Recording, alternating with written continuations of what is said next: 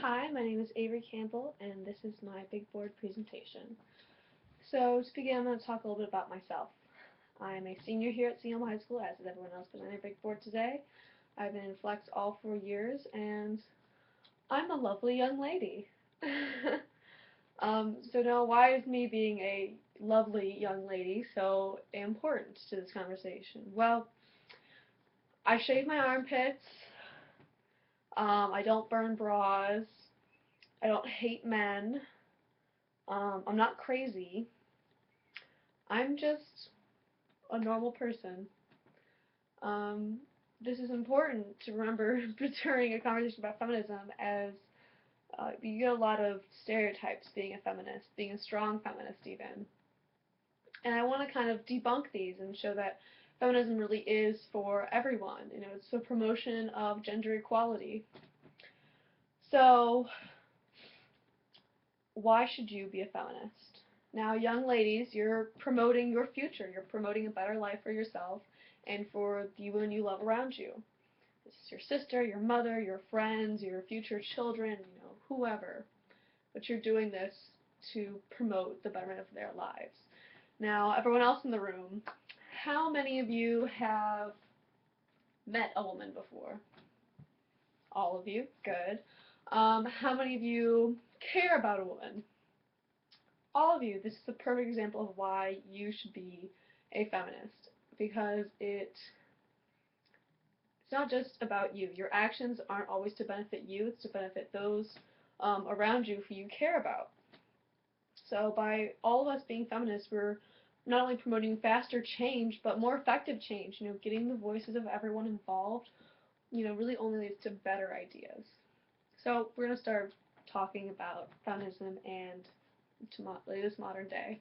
So to begin, education. Education is huge, not just for women, but for all young people. We want everyone to be educated. We want everyone to get the proper education to help them get the job that they want, to help them get paid the amount that they need to survive in this world, especially for young women, because young women need to be a prominent force, not only in education as they are, going to college in the tens of thousands of millions. There's huge women's college numbers up, and that's amazing in news, but it's not a reason to stop or to halt, promoting women's education.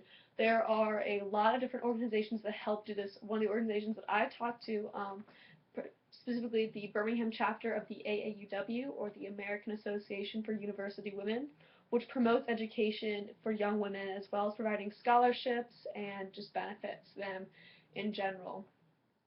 So you have to think about this in an economics term. If you're only using 50% of your population, what are you really getting done? What are you really going to do there? If we get 100% of the population, not just women, but men and women, all working together in education, going to university, and getting jobs afterward, you will have so much more possibilities and potential as far as just pure workforce and through creativity as well. And it's important to get young women, as many as we can, into the workforce. We need to be a more prominent part of society in order to, get our word in almost. How are you supposed to be truly represented in society if there's not as many women in the workforce? If you're not represented on TV the proper way, there's a variety of things you can do, all simply through education. So the next point we're going to go on to is body image or clothing choice and body image. So now, most everyone has had some problem with body image, male or female, no matter what age you are. Everyone is uncomfortable with their body. But this is something a little bit more than that. It's not just about how fit you are, how toned you are. It's someone telling you that your body is wrong. Now, before puberty, you all kind of look the same. You all have the same faces, wear the same articles of clothing. But then as you hit puberty, everything starts to change. And, boys change too, but it's not the same level as girls changing.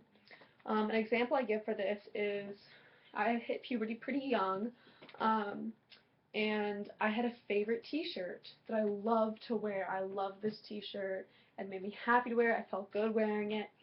But then after puberty started, I had developed breasts, and it was no longer appropriate for me to wear that shirt. Now, I was the same person. I had the same values, the same brain, everything was the same for me. And the shirt was the same, but now it wasn't okay for me to wear it. And no one really explained to me the actual logic behind it. I mean, they told me that it didn't fit right and it was inappropriate, but I didn't really understand, what breasts said differently up to the world about me. I couldn't figure out what had changed in my personal message. And the concern is that when young girls hit puberty and develop breasts and develop hips and start changing into young women, that people automatically sexualize them. Regardless of age, breasts are breasts, and they are sexualized. So as a 10-year-old fifth grader, I had to consciously think about what I wore in order to not be distracting to boys and also to not be inappropriate or to bring shame upon myself, because revealing my body was shameful. My body was shameful. I had to cover it up. I had to hide it. It was it was wrong. They were telling me that my body is wrong. And this was not anyone deciding, let's make life terrible for women. No. Women's bodies are distracting to people, but it's why they've become distracting, because of the over-sexualization of the female form. This is especially prominent in young girls. 10 years old, I was being sexualized. 10! I didn't know what sexualized meant when I was 10. How could it be happening to me? So in order to consciously change this, we need to not only alter, how we're teaching girls about puberty, about their bodies, but how they should be treated and respected, regardless of how old you are. If you're 10 years old and you have breasts, it does not make you any different. You are still just a 10-year-old girl. It does not mean that you're asking for it. It does not mean that you are bringing shame upon your family because you showed your breasts. It does not mean that you were wrong. It does not mean that you're distracting. It just means you're a person with a body. We need to start teaching that. Another huge point is dress codes in schools. There's been a lot of problems brought to light this year with public dress codes in public schools. An example of this is a 15-year-old Canadian girl who wore shorts that were too short to school and got dress coded. She said, "I'm a 15-year-old girl. If you're sexualizing me, you are the problem." And that just brings, again, right back where we were, that it is not the clothing, it is not the girl, it is the idea that we are putting something on her that she's not saying herself. She's not saying, "Hey, look at me, I'm sexy." She's saying, "It's hot outside and I want to wear shorts because it's hot."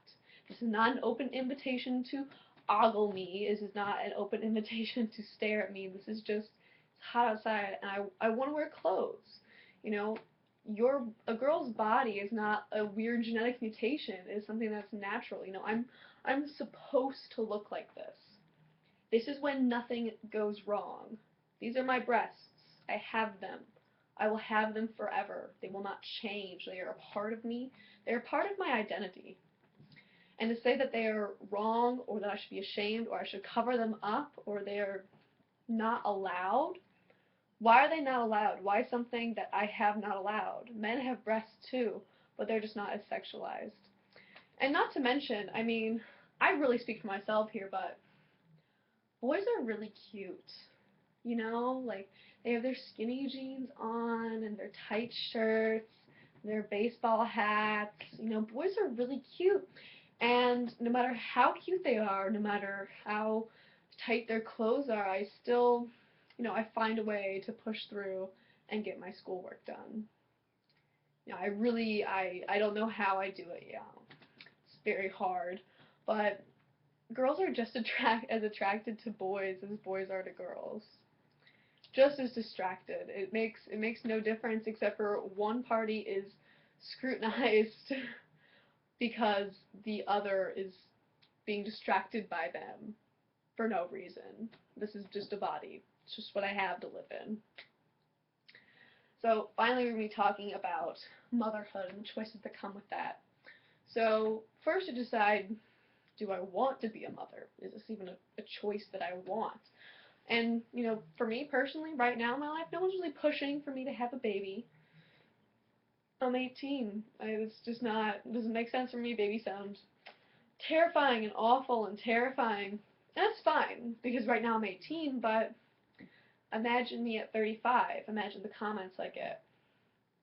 Someone, I almost guarantee someone will say, don't you feel like something's missing in your life? Don't you feel like you have something to do, a job to do, that you're not contributing enough? But last time I checked, I can't just like, okay, well, hold on, let's just test this theory. Baby, baby, baby, baby, baby, oh, darn it. And I don't feel pregnant, so I don't think that I can just decide to have a baby. I think there's actually a whole other set of chromosomes that needs to be involved for me to have a child. And yet that whole other set of chromosomes is not being scrutinized like I am. It's not women's choice to just like, oh, well, I'm just gonna have a child now. No, it's a two-party thing. It takes two to make a thing go right, not one.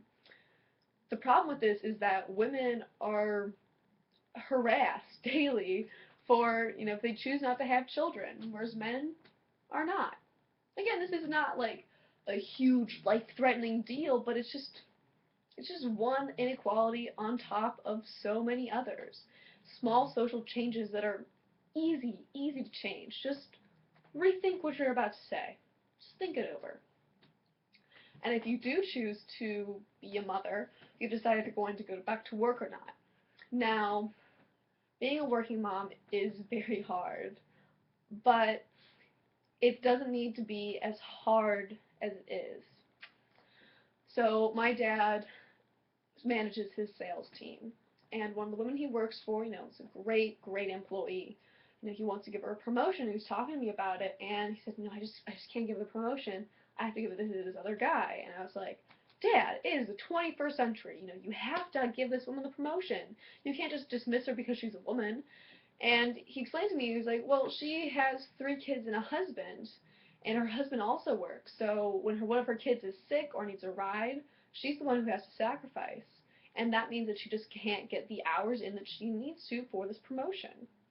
And so as my business mind kicked in, I was like, oh, well, of course you can't hire her. I mean, she just can't work the hours. And I don't know this family. I don't know his discussion about this. I don't know if it's planned out, but because her husband is not taking off as much time as she is to parent their children, she's not getting a promotion at work that she would do really well at and is probably the better pick. Some companies decide to invest in their women, especially their working moms, by creating programs where you can be paired up with someone in the same department as you who is also a working mom. So let's say you have Suzanne and Marie. So let's say Marie's kid gets sick, and then Suzanne will just cover for Marie for that day. Everything still gets done, everything's sent out on time, and Marie gets to go home and take care of her child. Now let's say Diane's child has a pageant. Marie can cover for that. The same work gets done. Everybody's happy. Now what this is doing is, helping these women through their child's young age. As kids, they do grow up. You do get rid of them. You do have lives after them. It's investing in these women for a long period of time. They are saying, we are committed to you. We love your work. We love what you're doing. We want you here, and we want to give you what you deserve. We want to give you the job that you deserve for your work effort and work around your time constrictions based on your lifestyle choices. Because women often do have to take the brunt of the child rearing, as far as driving them around, going to pageants. If both parents are working, it's oftentimes that women have to take over. And if that's what they decide in their families, awesome, because I can't go into people's homes and just say, well, you should do it this way for maximum equality. We don't have that kind of control, and honestly, I don't want that kind of control. I just want to have environments that support women. So, finally, I'm just going to check the time. Okay, so, on to heavier subjects, our final subject.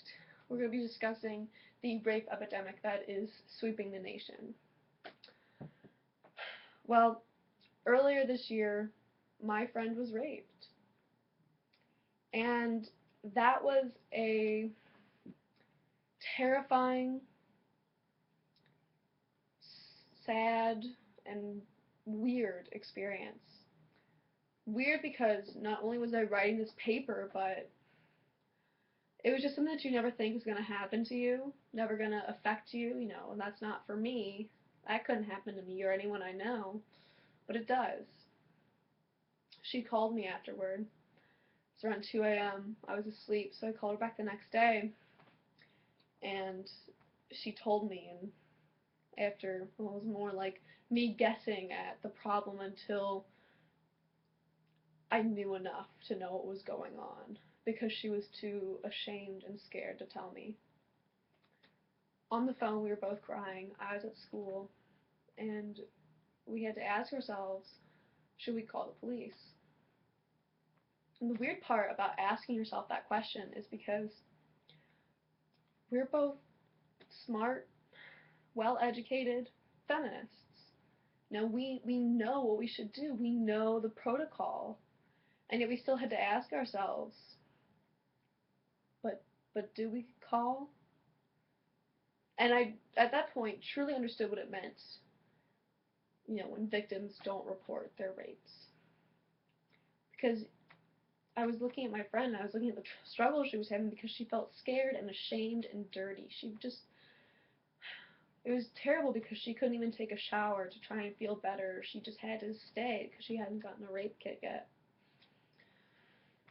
So her mom took her to the hospital. I stayed at school, and I told her I'd be with her as soon as I could. She got a rape kit. The police took her statement, but she had to decide if she wanted to press charges because her rapist was someone she knew, someone she'd known for years, someone who had helped her through her parents' divorce, someone she loved like a brother. And now she held his life in her hands. At the time, she was thinking, well, if I press charges, he'll be convicted, and then he'll spend time in prison, and that'll be on his record forever, and that's a lot to deal with. Even with the horrific trauma he put her through, she still knew him. She still had loved him. She still had cared about him, again, like a brother. So she didn't press charges right away. She went back in a little bit later, and she talked to the officer about pressing charges. He told her that she couldn't because there wasn't enough evidence. Because a rape kit was enough evidence. Well, you didn't scream. You didn't put up enough of a fight. Well, you knew the guy. Couldn't you figure out what's going on? Well, you got into his car. That's consent enough.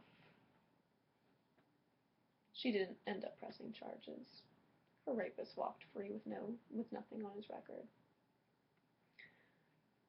So, there's a rapist loose in Birmingham, Michigan. And he's not the only one. This is not a problem that only impoverished cities deal with. This is not a problem for girls who wear skirts that are too tight and too short. This is not a problem for other people. This is a problem for you. In your town. In your backyard.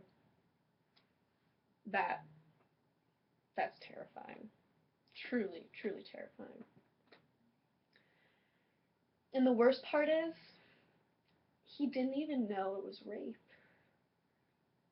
He called her the next day and would text her sometimes. It didn't even occur to him that her saying, no, no, please, stop, I don't want this, was even to be taken seriously. It's not murderers I'm scared of. It's not the kind of rapist that hit you in the back of the head and dragged you to an alley. I'm scared of the rapist who doesn't know he's a rapist. This isn't even touched on college yet. I'm scared to go to college. Even though I know that I'm a smart person, that I know how to be safe, I'm still scared to go. Because I know that rapists don't look like they used to. They don't have mustaches. They don't have creepy glasses. They don't drive in vans. They just look like your regular guy. And it's not that I'm scared of every guy. I have lots of male friends, and I love them and trust them, and I don't think of them as rapists because they're not. Because I know that they're better than that. But not all of them are. Not all of them consciously think, I wonder if she wants this. Not all of them check, especially if you're drunk at a party. What can we do to change this? This is not only about teaching your young women, to be safe. It's about teaching your young men to ask. Just double check. Just say, you're good with this? You're good with this? And then you can take off your clothes. They're gonna get off all the same. It's constant, conscious, social change. This is not a bill we can pass. This is not a law we can write off. This is not a box we can check. This is something you need to commit to for the rest of your life. That you will teach others, that will teach others, that will teach others about how to properly treat and respect women and all people. This is not how to treat women differently because we need it. This is just how to be a decent human being. Don't we want that? Don't we want everyone to be a decent human being? Feminism is not about crushing people. It is not about, drastic change and men are terrible. It's just about making a better world for everyone. There's no downside to equality. And to say there is just I can't even address it. It's just ridiculous. And I'm not afraid to say that. To not believe in feminism is ridiculous. To not want a better future for yourself is ridiculous. To think, of feminism as just a one section of just one belief, and you don't believe in everything, then you're not a feminist. No. It's just like any other ideology. It's just like any other party. It's just what you want. Like, not every Democrat believes in everything the Democratic Party believes in. They have different variations, different names, different groups that you can fall into, different categories. Feminism is for you. Feminism benefits you. And it's an easy change to make. Thank you.